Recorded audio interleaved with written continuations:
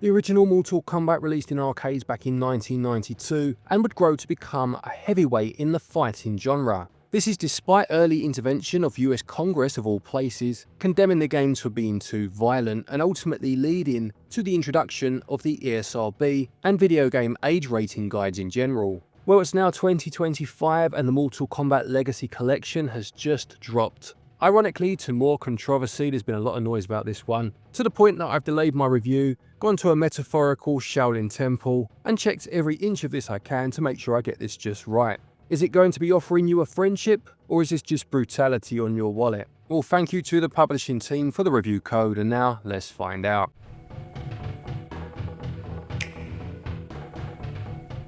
So before we get started, this review is based off version 1.0.2, which is the latest patch that we've had at the time of this review, and it is the Switch 2 version that I am reviewing. There are 23 games in total on this collection, being arcade, Mega Drive, Super Nintendo, Game Boy and Game Gear versions of the original Mortal Kombat, the arcade version of Mortal Kombat 2, again along with the Mega Drive, 32X, Super Nintendo and Game Boy versions. We have arcade Mortal Kombat 3, Mega Drive and Super Nintendo. We have the arcade version of Ultimate Mortal Kombat 3, along with the Super Nintendo version of that particular game. There is the WaveNet version of Ultimate Mortal Kombat 3. This is a special version of the game that was created to work with Midway's unreleased online multiplayer service. You have the arcade version of Mortal Kombat 4, Mortal Kombat Trilogy for the PlayStation, Mortal Kombat Mythologies Sub-Zero for the PlayStation again, Mortal Kombat Special Forces again for the PlayStation,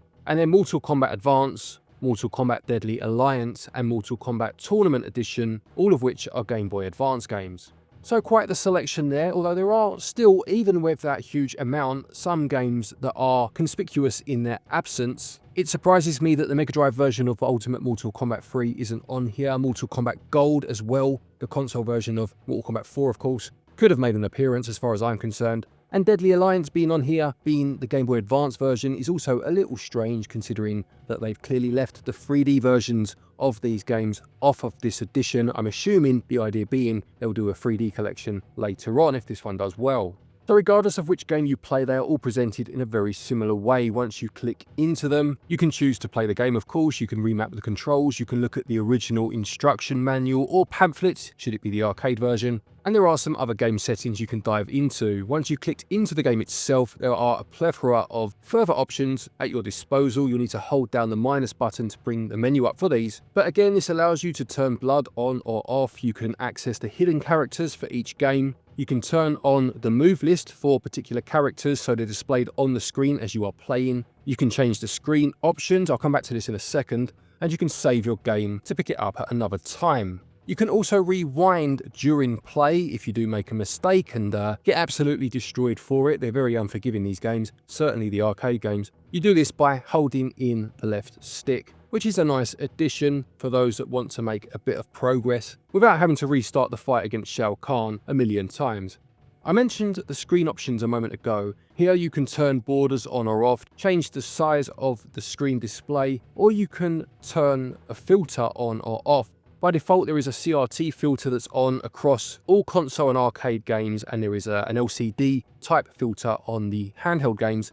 One of my minor complaints against the game here was that every time you turned the game off, this filter would reapply itself. I don't really like it. I like it without the filter on. It looks much crisper. And for my whole playthrough with this game, as I mentioned, every time I played, I had to turn this back off. Bizarrely, I went in today just to check a few final details before recording this review, and the ones that I turned off in my last play session have stayed off. So I don't know if there's been another little minor update or there was something strange with the game that's now resolved itself, but that doesn't seem to be an issue anymore. I only bring it up because it's so odd the way it's come about that it might still be an issue for some people. On to the games themselves then, and you have the arcade games as I mentioned, plus some very good console ports. The Super Nintendo version of Mortal Kombat 2 in particular is excellent. There are a lot of games on here that by the same token aren't particularly good and are almost on here more for game preservation than being actually enjoyable to play. I'm sure they'll have their fans of course, but I don't think this is a collection where it's a case of the games having not aged well. I feel the games that were good back in the day are still good, and the games that aren't very good weren't very good back then either.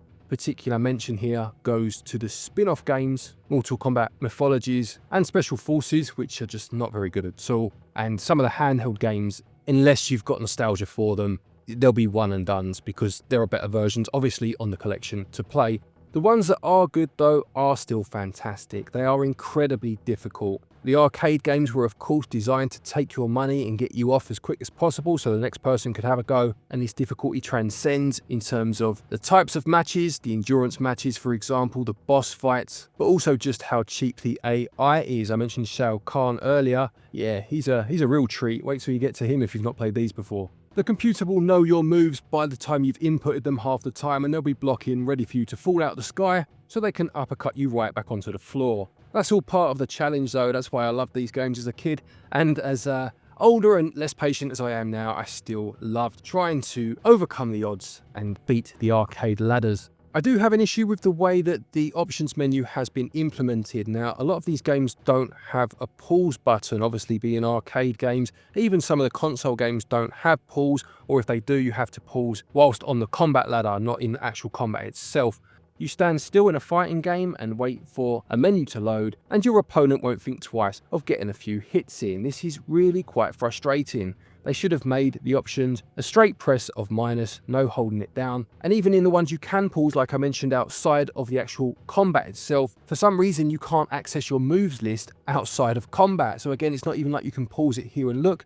Yes, you can have them displayed on the screen, as I mentioned. But if you don't want to do this, if you want to just dip in and out and try and learn the moves yourself, or if you want to try a different fatality that isn't the one that's displayed on the screen for you, this becomes increasingly difficult, unnecessarily difficult, really. This seems like such a quick and obvious fix. I hope it's something they rectify in the future. I mentioned noise and controversy at the start of this review, and from what I've seen, a lot of people had issues with input delay.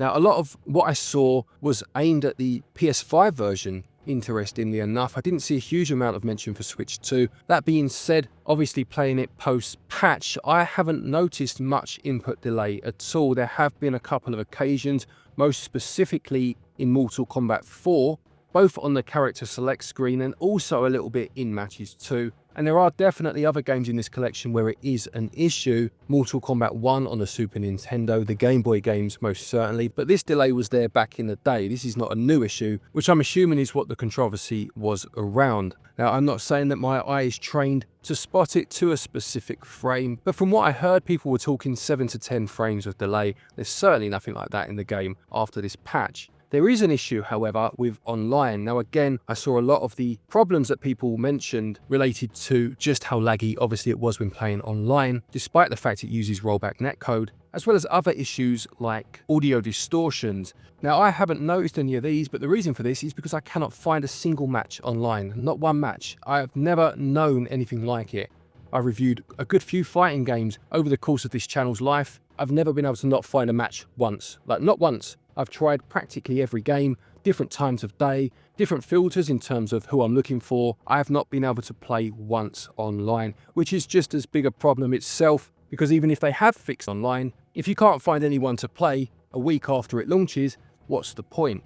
I do feel that perhaps they shouldn't have made every game accessible online. They should have perhaps just kept it to the 4 arcade games, or 5 if you count 3 and Ultimate 3 as 2 different games, and perhaps some of the more popular ones, but I think they've spread themselves a bit too thin, which could be why there's such a dearth of people online on one game at any one time.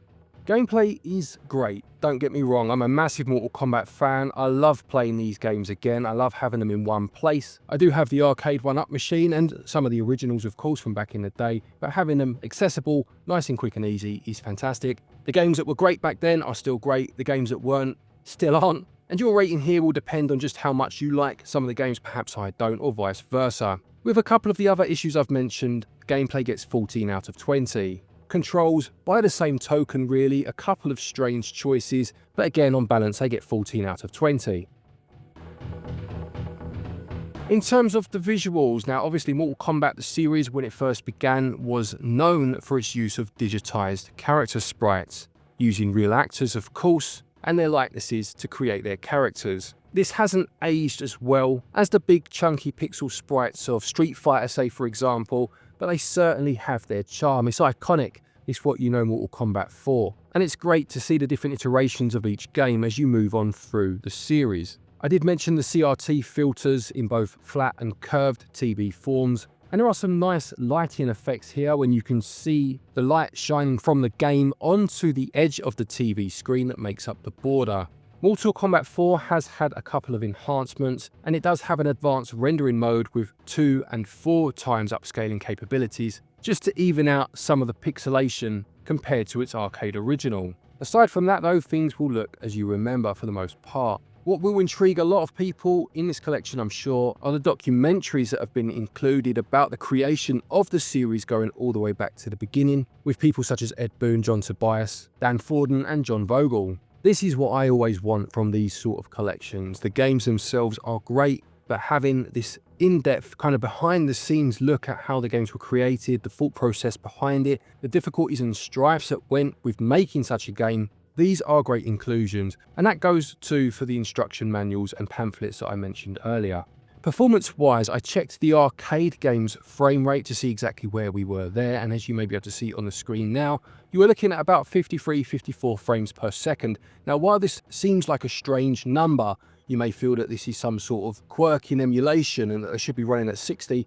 The original arcade games, as far as I know, the cabinets had a refresh rate of approximately 53 frames per second, so this is actually quite accurate to how the games would have been presented, and whilst I don't proclaim to be an expert on such things, running the games at 60 would have sped the games up and had them feeling just off in terms of what you remember. When it comes to the audio, again, it's a case of preservation rather than advancement, with the tracks sounding as they did back in the day. There is a separate music player within the game, and these versions here are described as perfectly restored classics from the original soundtrack releases. Now again, I did hear of audio issues both online, as I've already mentioned, but also specifically to the 32X version of Mortal Kombat 2. I didn't play this back in the day, so I've had a go of it, and from what I can see, it looks like this issue was fixed in the patch, but I didn't really know what it was I was looking for. It was the Super Nintendo version for me as a kid, so the best I can say is from what I've read, it looks as if the patch did address this particular issue. Visuals, it's a case of the games looking their age, but you wouldn't want it any other way. The series was built on those digitized characters, and here they are again, some 30 odd years later. General presentation is nice and sharp, and on the whole, visuals get 17 out of 20. The quality of the audio will differ from game to game depending on what system obviously the game you're playing was from, but having the jukebox mode with those restored versions of each track was definitely a nice touch, and it gets 18 out of 20. Mortal Kombat Legacy Collection costs £41.99 and regional equivalents are on your screen now. For this price, as I mentioned, you are getting 23 games, albeit a lot of variations of the same game of course. I mentioned earlier that obviously the scores in this review will probably cause more debate than most reviews just because there are so many different games on here, and everyone's experience and love for each particular game will change how they feel about gameplay or value. But I think it's quite fair to say that there are 6 fantastic games on here, 3 or 4 very good games on here, and the rest that are either guilty pleasures or on here purely for game preservation. Yes, they have added online to the vast majority of these games, but if you're like me, you just won't be able to find a single match. And I didn't even really mention the way that matchmaking is handled in this game, because my experience with online was so fleeting. But at the moment, you can only pick a quick match option. There's no way of having ranked matches or leaderboards or playing with friends. These are things that must be fixed. For the game to have any sort of longevity, you need a strong online presence, not just in terms of user base, but in terms of accessibility and options for how you play it. If you're buying this game purely as a piece of history, if you like, and don't get me wrong, I will be doing just that with the physical collection, then a lot of what I'm saying won't bother you, and if you don't play online, then that whole section I've just said is completely irrelevant to you too. But in terms of a review, there are some issues with this collection, certainly in the value section, and with all this factored in, value gets 12 out of 20.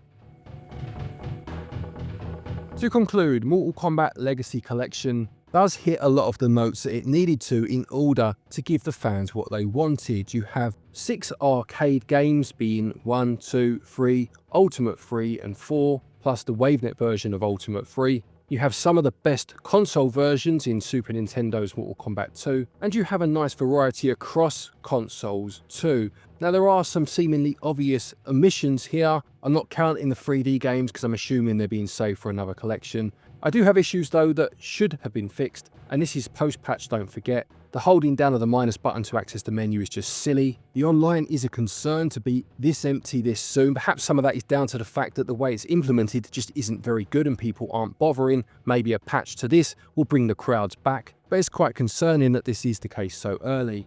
The input delay that's caused such a stir, I really haven't noticed much at all outside of Mortal Kombat 4 or games where it was always present anyway. I don't know how much of an issue it ever was on Switch 2 specifically, but it does look like the patch has cleared a lot of this up. And ultimately, how much you want to pay for this game depends on how much you want this collection of some of the most important games in fighting game history.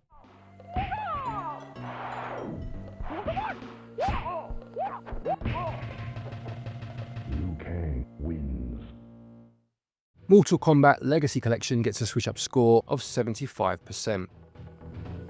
So there you have it. That was a tough one to review, I'm not going to lie. I have locked myself away and played this continuously for about a week. As I mentioned a moment ago, I mean, obviously, if you love the games, you're going to buy it. I'm going to buy the physical collection just because I want it as part of my collection, but that doesn't mean to say there aren't some flaws here, as the review has highlighted. If you want to give our second channel a watch, by the way, SwitchUp Extra, we did play some of this the other night, and I had a chat through as we were playing. I put a card to that video in the top right hand corner. Don't forget, if you want eShop credit, you can use our website, switchup.gg, and doing so gets you 5% of your purchase price back as cashback. And there are links down there to places such as PlayAsia. If you want to import any games, again, using our link and code does save you a bit of money. Thank you to our patrons and our channel members for your continued support, and to each and every one of you for watching our videos. Take care, and until next time, happy gaming.